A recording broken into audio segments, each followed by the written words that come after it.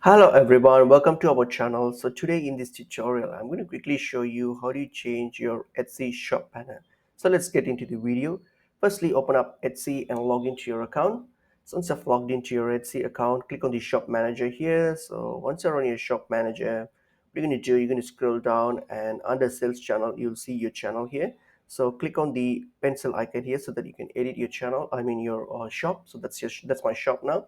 So in a shop here, so what I'm going to do, this is my current banner. I'm going to edit this or update this, change this. So click on the pencil icon here. All right, and then if I add the pencil icon here, so what I'm going to do, I'm going to delete this and then hit on the delete option and then hit on add image. So I'm going to choose a new image. Probably I'll choose this one here. Click on open. I'll open that and that waiting for it to load. So once this loads, and that's pretty much it is. So your layout will be changed. So your banner will be changed. There you go. That's my new banner here. So I've changed my shop banner here already. So what I have to do now is hit on save.